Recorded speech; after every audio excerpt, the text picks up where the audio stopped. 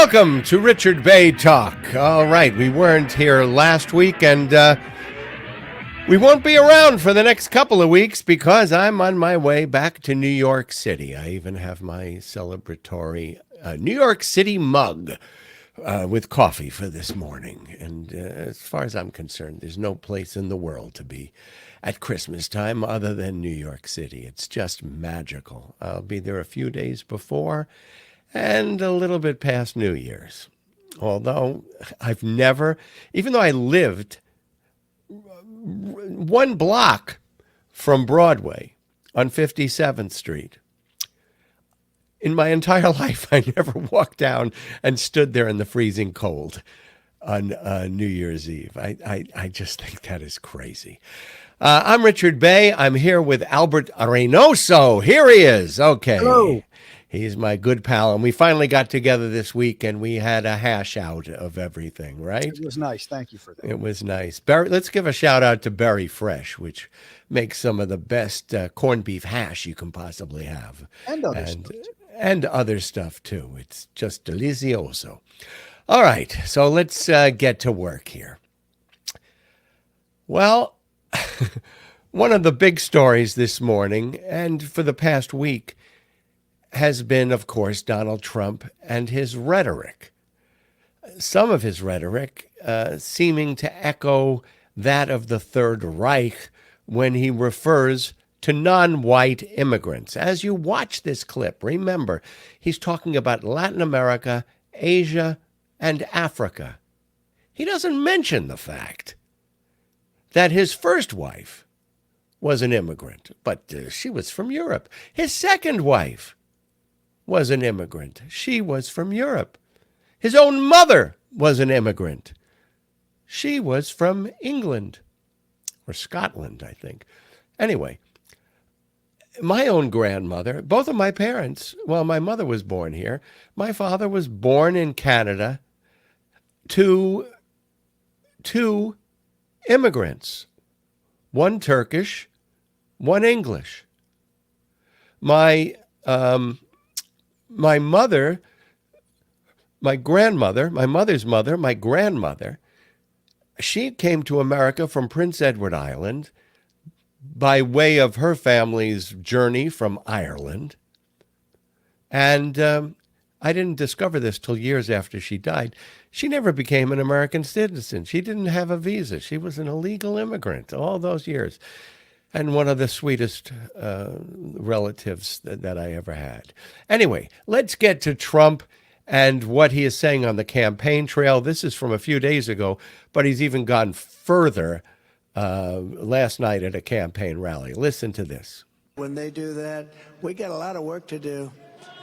They're poisoning the blood of our country. That's what they've done. They poison mental institutions and prisons all over the world, not just in South America, not just the 3 or 4 countries that we think about, but all over the world. They're coming into our country from Africa, from Asia, all over the world. They're pouring into our country. Nobody's even looking at them. They just come in. The crime is going to be tremendous. The terrorism is going to be, and then we built a tremendous piece of the wall, and then we... Yeah, they're poisoning America. Except not your wife, not your mother, not your first wife. And for a lot of people, I think it was Mark Twain who said, history may not repeat itself, but it sure does rhyme. So let me just try this for a moment here. No, that's the wrong way. It's got to be straight down here. Yeah, there. Okay. For years, America kept its white racial stock pure, and it did not mix with any other racial stock. They came to dominate the American continent and will remain the master of it as long as the element does not adulterate its blood. All the great civilizations of the past became decadent because the original creative race died out as a result of the contamination of the blood. They poison the blood of others. This poison has invaded the national body, the open borders of our native country, and especially the strong influx of foreign blood into the interior of our country. Sieg Heil! I mean, there was this report years ago that Trump kept the speeches of Adolf Hitler on a nightstand next to his bed. It came from his wife, Ivanka, in a divorce proceeding. And there was a friend who said, yes, I did give him a copy of those speeches. What I just read to you, with a few little changes, is from Mein Kampf, Hitler's seminal oeuvre. And the changes I made had to do mostly with changing country, Reich to country, and North America to America. But like I said, history may not repeat itself, but it sure does rhyme. Now, what will probably surprise you is that I also think we need a severe restriction on immigration at the border. And it's not because of racism. It's not because of fentanyl. Close to 90% of fentanyl is seized at official border crossings. And even the immigration officials say that it's usually smuggled by people who are legally authorized to cross the border. And more than half of it is brought in by American citizens. I mean, I looked at some stats before. Last year, it was like 20,000 of the cases of fentanyl coming into the country were done at ports of entry, over 50% by American citizens. So it's not because of fentanyl. It's not because of racism. It's because the system we have is overwhelming and out of control. So the Republicans have that plan in Congress, and some of the Hispanic caucus are calling it racist. But they're talking about lifting the obligation you must prove in order to get amnesty. As far as I'm concerned, I think we should put a pause to amnesty until we get through all those cases that are already in this logjam. We just can't deal with it all. It is an emergency. It's not because they're, as Trump says, they're from mental institutions, they're criminals, they're rapists, they're sending us their worst people. No, but when he says, let's send them back to Africa, or let's not let them come here from Africa, maybe he has a point when it comes to Elon Musk. I wouldn't mind if we sent him back to Africa. Oh, no, but he's white, so that's okay.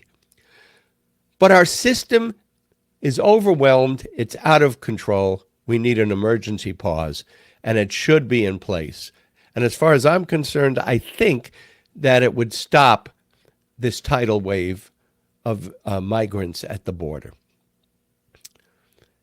And let's get through the backlog of those cases. 80%, if you believe stats, some people citing things, 90% of them are amnesty claims that are not valid and will be denied. So, I'm sure a lot of you will disagree with me, but I think we should just put a pause on amnesty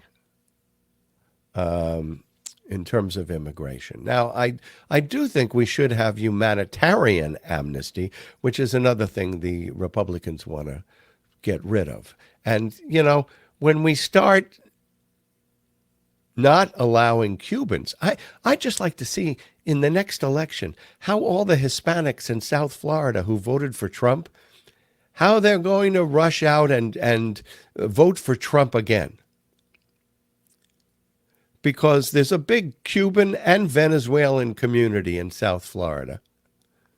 And they are two of the countries that are on the humanitarian list. It was used in the past to bring over Afghan interpreters and those who helped the American military action in Afghanistan. It was used to bring some people in from Ukraine. Of course, they're okay, because, hey, look at that. But I wonder how the Cubans and the Venezuelans in South Florida are going to feel when they find out that there is no way for their relatives to come in, or no way for people fleeing the dictatorships in those countries to enter the United States. But in other instances, I think we should just put a pause on amnesty and say it's an emergency. We have to get through this backlog. All right. So the other thing about Trump that caused a lot of discussion over the last few weeks is the interview he had with Sean Hannity, where he asked him if he wanted to be a dictator. And Trump said, yeah, just on day one. We've had some members of his entourage say they're going to go after everybody. Trump has called a group of Americans vermin, another echo of Hitler, vermin. But anyway, so Trump's going to be a dictator on day one, but we did get a hold of his calendar. Can we take a look at that? There it is. That's his calendar for January. Day one, day one. And when he said day one, did you ever hear of a dictator who freely said while they were in power, I'm going to relinquish my power. I'm going to give up my authoritarianism. Has there been one in history who has done such a thing after they have grabbed the absolute power in a country? I don't know. And it reminded me of this old commercial. Maybe if you're around my age, you'll remember it. Power is like a potato chip. Watch this. You. What have you got there? Lay's potato chips, Dad. Bet you can't eat one. Well, of course I can. Now run along and do your lessons. Oliver. Oliver, I'll have another. I said one. So you did, didn't you? So you did. I knew he couldn't do it. and Trump won't be able to do it either. After day one, he'll be grabbing more and more power. Bet you can't be a dictator for one day. All right, here's another thing that I just don't get. And the issue of abortion here in Florida has been has had people all over the state with petitions. I've signed them to put a referendum on the ballot in the next election to legalize abortion up until viability, which is really what they have in California. Unless a doctor thinks it is medically necessary to protect the health of the mother. All right, so this petition, of course, the DeSantis regime, which wants a 6-week abortion ban, wants to keep voters from voting on this, and they are challenging the referendum in the courts. In other states, these sort of referendums has passed.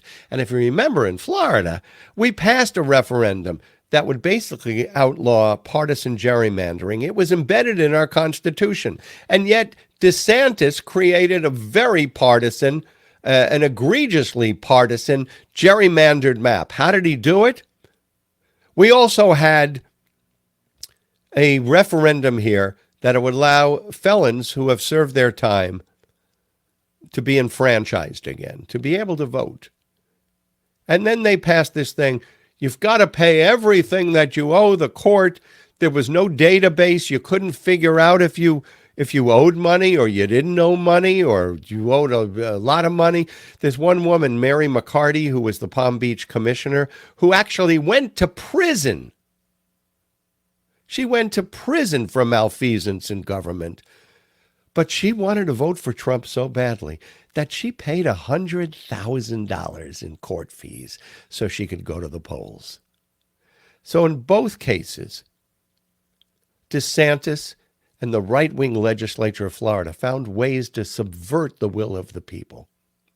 How do they do it?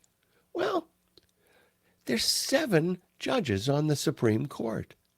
Every single one of them was placed there by a Republican. And 5 of the 7 judges on the Supreme Court were placed there by DeSantis. They don't have gavels. They have a rubber stamp. Oomp, oomp, oomp. Anyway, on the other hand, I wonder why Democrats just don't say this clearly. Because Republicans keep laying the trap. Oh, you want to have abortion up until the moment of birth.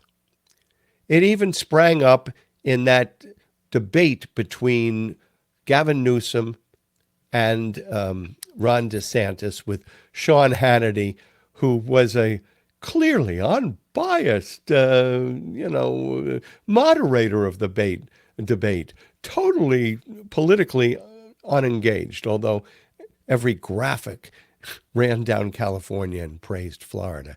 Anyway, in California, they do have limitations on a third trimester abortion.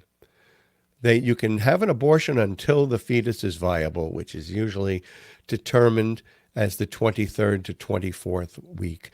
But the law says in California, no law shall prohibit, penalize, delay, or restrict abortion before viability or when necessary to protect the patient's health as determined by the patient's healthcare professional.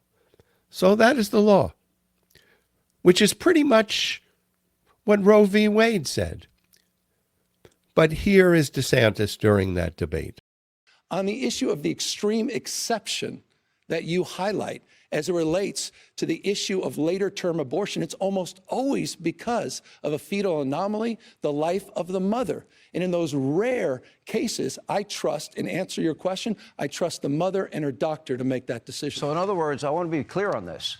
If a woman and her doctor, for any reason... Not for any reason. No. I'm asking. Extremely rare. Should there be... I know where you guys are going, Sean. You're even uncomfortable with this whole issue. I understand it. This is where you guys have to go to cover for the extreme anti-abortion agenda of Ron DeSantis. Should there be... Who's hurt your party. Would you support a ban on abortion in 7th, 8th, or 9th month if the mother's life is not in jeopardy? Extreme exception. People aren't going on and having abortions. Should it be illegal then? Unless something devastating has happened. Should it be illegal? It should be up to the mother and her doctor and her conscience. And it so almost the answer is always, no restriction. I've already answered it, and I'll just reinforce it. To cover up, again, hold on, for the most extreme abortion ban in the country. I have a simple question, though. This is important. No. I'm asking the question. Ron DeSantis, will you or will you not sign a 6-week ban in the unlikely case of Governor DeSantis? Would you sign a national ban? Let's talk about your state. He won't answer that. He's getting saved. You had 15 weeks. Fundamental question. Of course, DeSantis wouldn't answer the question, just as he didn't answer the question when Charlie Crist asked him, will you, this was when he was running for governor, will you fill out your term as governor of Florida? Do you pledge to fill out your term? Well, he wouldn't answer that question either. But of course, Hannity's pressing him. I don't get, why can't somebody just say simply, third trimester abortions are prohibited? Can we start from there again? Because your mic sounds terrible. Why? It sounds like it's far away from you. It sounds like I hear the whole room. Well, is that because I plugged in this thing? No, it's not. It's because, where's your mic position? In the same place? Right, yeah, in the same place. How does it sound to you now? Sounds very hollow. All right, let me see. If I pull this out. Hold on. How does it sound now? Same thing. No good? Same thing. Just shake your head if it's no good. No good? Same thing. Ah, Jesus. On the issue of the extreme exception that you highlight as it relates to the issue of later term abortion, it's almost always because of a fetal anomaly, the life of the mother. And in those rare cases, I trust, and answer your question, I trust the mother and her doctor to make that decision. So in other words, I want to be clear on this. If a woman and her doctor, for any reason, Not for any reason. No. It's I'm asking. extremely rare. Should there this be? Is a canard. I know where you guys are going, Sean. You're even uncomfortable with this whole issue. And I understand it. This is where you guys have to go to cover for the extreme anti-abortion agenda of Ron DeSantis. Should there be? Who's hurt your party. Would you support a ban on abortion in 7th, 8th, or 9th month if the mother's life is not in jeopardy? Extreme exception. People aren't going on and having abortions. Should it be illegal then? Unless something devastating has happened. Should it be illegal? It should be up to the mother and her doctor and her conscience. And it so almost the answer is always, no restriction. I've already answered it, and I'll just reinforce it. To cover up, again, hold on, for the most extreme abortion ban in the country. I have a simple question, though. This is important. No. I'm asking the question. Ron DeSantis, will you or will you not sign a 6-week ban in the unlikely case you become president of the United States? Would you sign a national ban? Let's talk about your he won't state. Answer that. He's getting saved. You had 15 on that weeks. Fundamental question. Oh, brother. Well, keep it simple.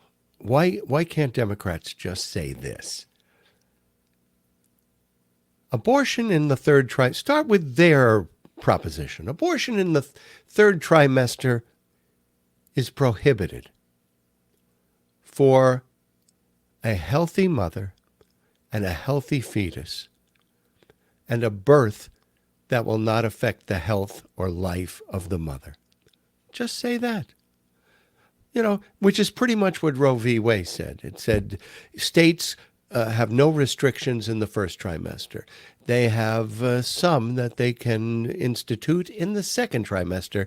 And in the third trimester, that it would only be available for a mother whose health is in danger. It's pretty much restricted in the third trimester. Listen, a mother isn't going through 6 months of pregnancy and then going, I think I decided to just get an abortion. I went through the morning sickness. I've gone through my stomach growing. I've gone through the mood swings. But all of a sudden now in the 7th month of pregnancy, after going through all this, I think I'll get an abortion. That ain't happening. But if it ever did happen, yeah, I agree. It should be prohibited. All right, let's move on. Then the other thing that's been going on this week, of course, was Hunter Biden continuing and the impeachment of Joe Biden. Listen, they're not even being serious about this anymore, When they're on TV, there's nothing there. Seinfeld was a show about nothing. This is an impeachment about nothing. There is nothing there. So where do they have to go? They have to step out into some wild conspiracy theories that have no substantiation. And Jake Tapper couldn't even keep a straight face when he spoke to James Comer. Take a look at this. Point do those loans, if you're not going to pay them back, become income? So we think that this is just the tip of the iceberg. We think there are many more crimes. And my concern is that Weiss may have indicted Hunter Biden to protect him from having to be deposed. Yes. In the House Oversight Committee on Wednesday. He indicted him to protect him. Yes. The classic rubric. He indicted him to protect him. I got it. Well, look, this whole thing's been about a cover-up. You've got two. That's why he indicted him to protect him, to cover it up? Well, you indict him on the least little thing, the gun charge, and not paying taxes. He's facing like 17 additional years in prison. Whoa. These are felonies. Whoa. Wait a second. First, it was a conspiracy because David Weiss wouldn't indict him, and they were screaming bloody murder about that. Now it's a conspiracy because he did indict him. And wait a second. I thought they were screaming, these are serious charges, the gun charge and the tax evasion. Comer just said, they're nothing charges. I mean, Jake Tapper couldn't even keep a straight face. He started laughing in this guy's face.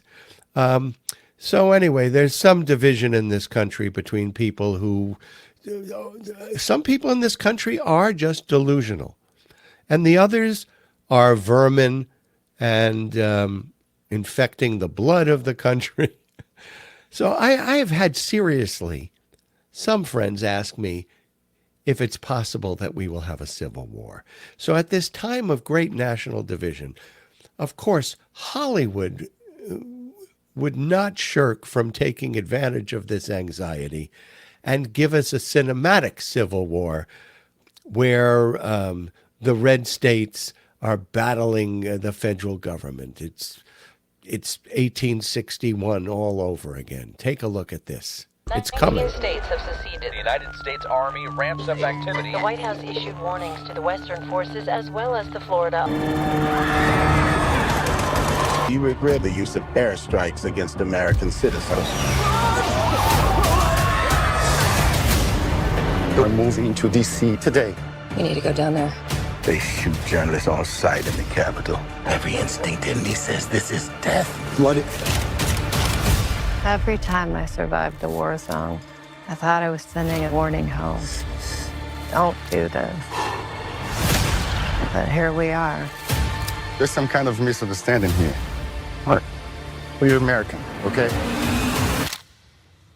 Okay. What kind of American are you?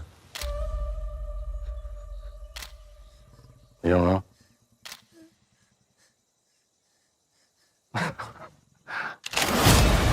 The Western forces will reach the White House on July 4th. Oh my God. Get in the car! Get in the car! Move, move, move! You're gonna hang back. I'm not hanging back. One nation under God, indivisible, with liberty and justice for all. Go, go, go, go, go!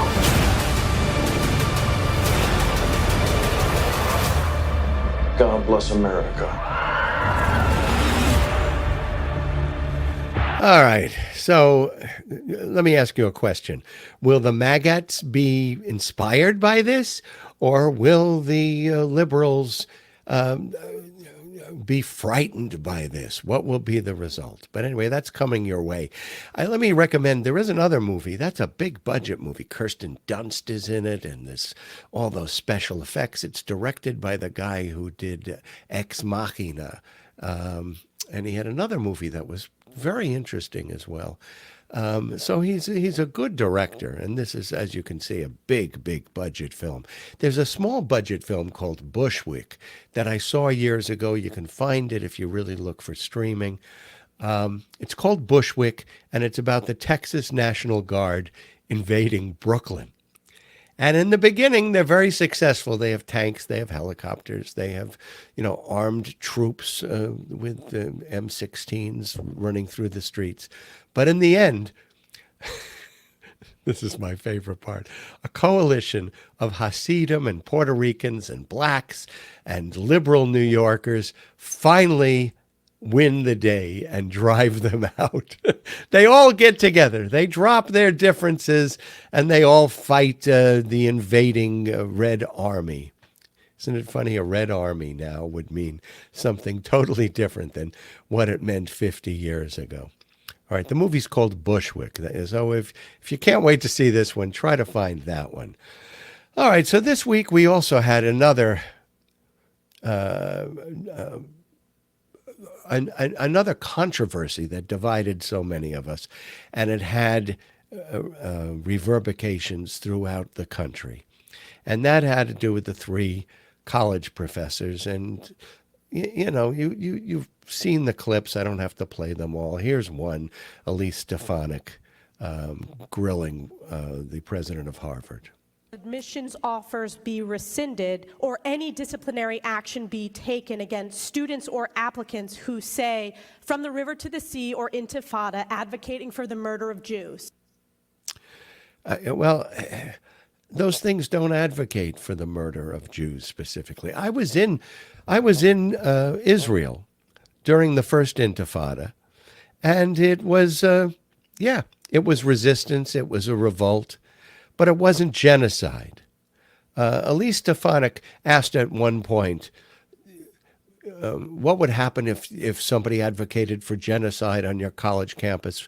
What will you do?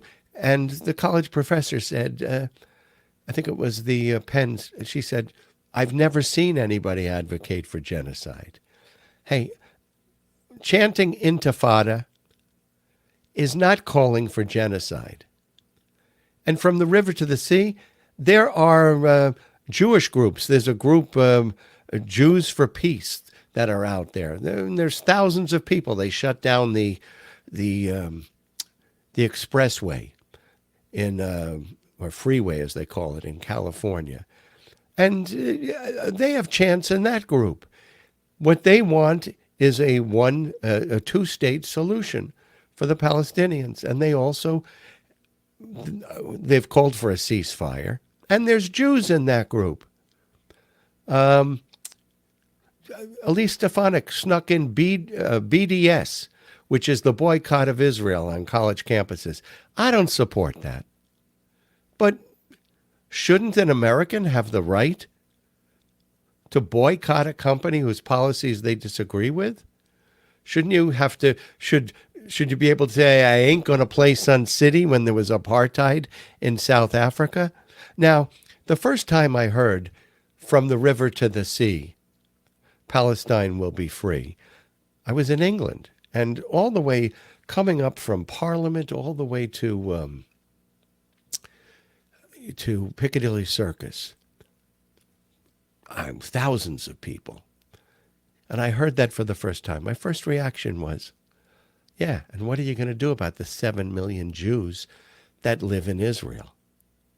But I'll also tell you, the first time I heard Israelis and American Jews talk about Judea and Samaria, I thought, yeah, and what the heck are you going to do with the 3 million Palestinians who live on the West Bank?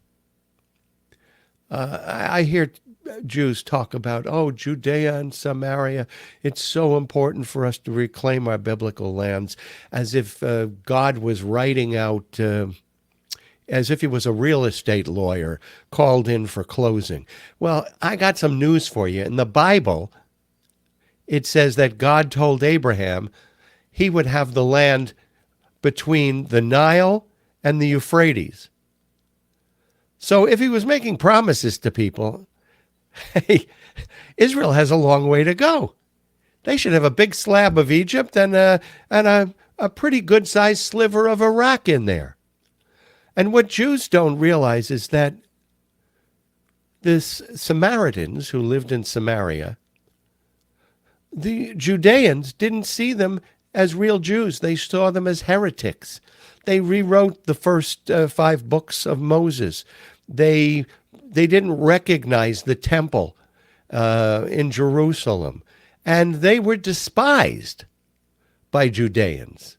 In fact, when Jesus created the parable of the Good Samaritan, he picked Samaria and Samaritans because they were despised by the Israelis that lived in Judea. And he wanted to demonstrate that even these people that are despised could be more generous, more empathetic, more caring, more human than the Jewish priests who refused to help the person who was in need of aid at the side of the street. All right, so look, what they're trying to do is restrict any criticism of Israel. And there's a discussion about this. Is anti-Zionism anti-Semitism? Well, it could be. Just like an assault could be a hate crime. Or it could just be a punch in the nose. Yeah, there are probably anti-Semites who hate Israel and want it to disappear. But there are other people who want a two-state solution, and even some who are calling for a one-state solution, where Palestinians and Jews would live together. But man, Thomas Friedman, as he pointed out, 3 million Palestinians on the West Bank, 2.5 million in Gaza, and in Israel itself, there's 2 million people living in Israel as Israeli citizens who are not Jews. Most of them Arabs. So, it's, what are you going to do with all these people? So if some of these chants, intifada, well, it's been used before. Here, I went to look it up. The Iraqi Intifada in 1952 was a series of strikes and riots protesting the monarchy. In Arabic, it means shaking off. It means resistance. It means an uprising. The Tunisian Revolution was called the Tunisian Intifada. And there were and those weren't calling for the extermination of Jews or genocide. But some of this has just gone crazy. There was a teacher who placed the Israeli flag in his classroom.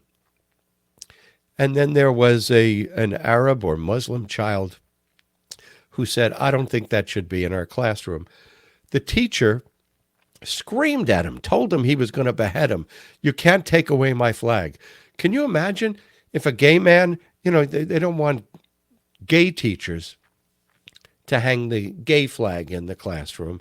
Suppose he threatened any child that said take down or parent who said take down the gay flag.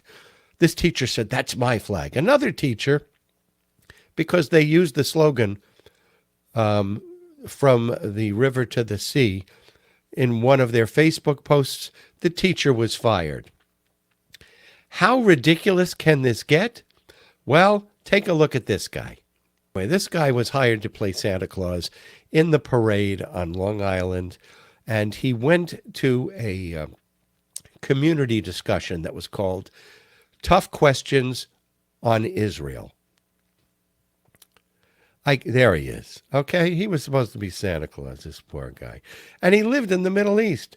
And he speaks Arabic. But he's an American. He's not a Muslim. But he went to this meeting and he asked some tough questions. And the panel that was there, he said, basically was reiterating Netanyahu's and the Israeli right-wing government's talking points. So he didn't curse anybody out. He didn't say from the river to the sea. He didn't call for intifada. He asked tough questions. And this conference was supposed to be answering tough questions on Israel. So what happened? 11 people complained, and he was yanked from his job as Santa. Why Jews should care who plays Santa is another issue, but we'll leave that one alone. Now, this week as well, we heard about the hostages who were being killed, and that was tragic and terrible. The hostages were bare-chested, took their shirts off to demonstrate they weren't carrying any bombs. They were unarmed. They were raising and waving a white flag, the international symbol of surrender. The Israeli soldiers shot all three, but one of them was still alive. And he crawled into a building, shouting in Hebrew for help. So they went inside, and they shot and killed him too. Now, listen, this is no whataboutism, there's no comparison to what Hamas did. That kind of slaughter is beyond humanity. It is something that is almost inconceivable. And the kind of people that did that are beyond thought. But, people kept saying, oh, this is, and it's a tragedy that they killed the hostages. But think about it. How many Palestinian civilians might be shirtless, might come out and say, surrendering with their arms up?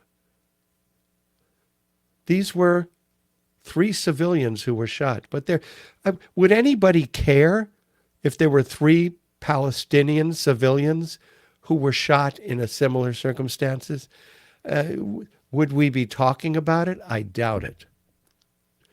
So, listen, when I went to Hebrew school and had my bar mitzvah, I had to hold the Torah, and the rabbi, who was very sly character, made everybody who had a bar mitzvah hold the Torah and pledge that they would continue their Jewish education beyond bar mitzvah, because what happens to a lot of Jews these days? It's bar mitzvah, let's go out and have the big party, and then you never see them again in synagogue.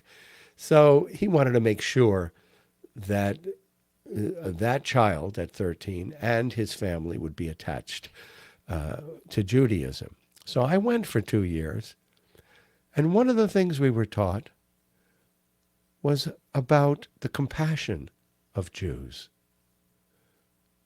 about Jews and justice, even standing up for justice when it wasn't just justice for them. I mean, my favorite Norman Rockwell picture is not one of the little kids sitting at the candy store with the cop, or even Ruby Bridges, a beautiful painting by Norman Rockwell. But he did one of the 2 Jews and a black man who were killed by the KKK all together in Mississippi, and then bulldozed into a common grave. And those Jews that went down there, as well as the ones that were part of the Freedom Riders, they fought for other people who were oppressed. And why? Because, well, there's 2 things. As Jews, our lives are probably, especially for my generation, I grew up, 6 years after the Holocaust. So it's always in your mind. And the other thing is that Jews understand oppression. They understand people who want to see you dead. And they understand that justice is all important. Now, I had a friend who sent me an email recently because he thought people were going crazy on the internet. Everything was about genocide, and one of the most disgusting things was this meme sent out of somebody with the numbers from a concentration camp on their arm, and underneath it says, well, it has to be in context or something like, using the Holocaust as a political meme, for something that didn't happen. The ADL had to release clarification and an apology because people were saying that they were chanting calls for genocide of Jews at some of these demonstrations. But when they listened to the tape, what they were really saying was, yet we accuse Israel of genocide, which is also a complete exaggeration and not true. So he said to me, why are people, you don't understand, for Jews who have had thousands of years of oppression, who had a 20th century governmental plan for extermination, the idea that underneath it all we can't trust the world and its peoples is ingrained in most Jews, especially those Jews of my generation or those that grew up during the report of the Holocaust. There's a Jewish short story writer who wrote this short story, What We Talk About When We Talk About Anne Frank. And the gist of the story is, we talk about Anne Frank, of course, tremendous tragedy, a brilliant young girl, life cut short by the Nazis. But he says, underneath it, what we are really asking is there someone in our life who would hide us, who would risk their own life for us? Is there a Miep Gies in anyone that we could trust? And the characters in there start to think. And if it meant the extermination of their family or the loss of their business, would they put themselves on the line the way that Miep Gies, the Dutch woman who hid them in the attic, or Schwerner and Goodman, who went to Mississippi and died with Cheney, asking for justice for oppressed black Americans? Who would we know who would risk their lives for that? So yeah, I mean, I think non-Jews, the Goyim, for them, they won't really understand the psyche of this generation of older Jews. So this guy wrote me an email asking me why people were just seemingly going crazy on Facebook. And I said, this is what I wrote back to him. Racism exists. Anti-Semitism exists. Some people see both everywhere in everything. Now, I've always said that there is more racism in this world than white people believe and less than black people perceive. The same is true about Jews. In both cases, there is a very real precedent of traumatic victimhood. For blacks, it is slavery and 100 years of Jim Crow oppression. And for Jews, it is the Holocaust. Now, there have been a few episodes of Larry David on Curb Your Enthusiasm, if I remember correctly, where he satirizes Jews who see the Holocaust everywhere. And yes, anti-Semitism is real, and it's a growing problem in this country. But it is not everywhere you look. And for some people, it's an obsession to find it. You know, many people say, oh, the blacks, all they think about is racism. Well, these, not all. I mean, there are Jews out there, as I said, Jews for peace who are marching for a pause in the military action in Gaza. But there is that feeling that, yes, it's Jews against the world. There is another feeling Jews have, and that is for Israel. And it's hard to understand, unless you are a Jew, what Israel means to Jews. Not Judea and Samaria. I mean, let's understand that somebody whose family has had a farm there, olive groves, sheep, cattle,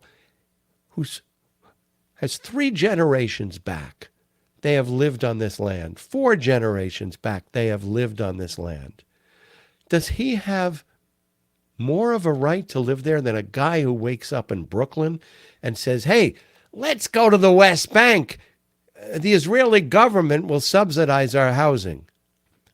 Do you know that 15% of the settlers on the West Bank, and they are not very nice people. They're not Hamas, but they have killed some of the Palestinians. They have tortured them. They have beaten them. I would refer you to look at that big piece in, not this week, but last week's New York Times about what the Palestinians have to endure on the West Bank and the humiliations every day. But, they have a right too. But for Jews, the Jewish connection to Israel, it's in our prayers. It's in our parents. It's in our perception that it's Jews against the world, and there's a place that is safe for Jews. So anyway, in 1988, I did a special on the 40th anniversary of Israel. And my guests at the end of the program were Ed Koch and Alan King, who had created a scholarship for Jewish and Arab students to study at Hebrew University, and Dr. Ruth, all of them talking about what Israel means to them and means to Jews. Take a look at this. I am a proud Jew, and I say, people ask me, why are you so proud? Not arrogant, but proud.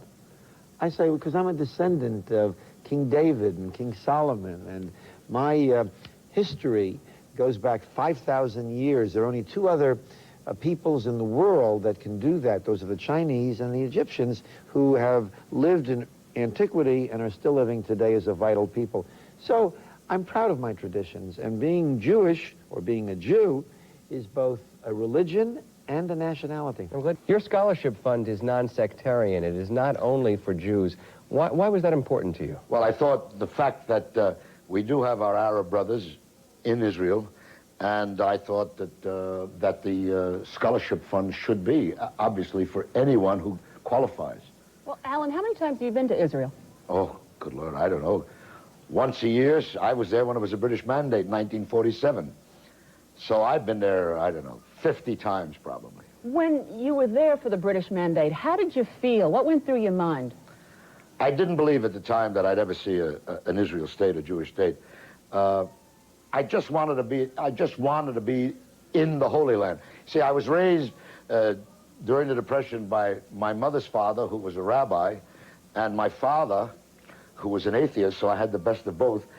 But my father was a Zionist. And I always remember there was always a little blue and white box nailed to the wall, a pishka or a pushka, depending on what part of Eastern Europe you came from.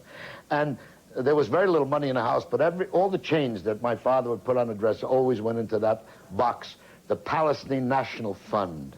And then, of course, I don't think we ever ended a meal where my grandfather didn't say, next in your Yerushalayim. So it's, of course, it's part of my life.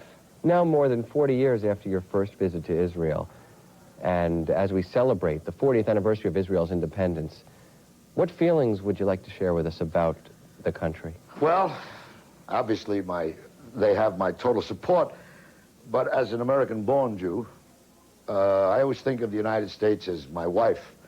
I love her dearly, but I can argue with her back and forth. I always think of Israel as my mother, although many times I disagree with her, many times I argue with her, but I find it very difficult to condemn or to deny my mother.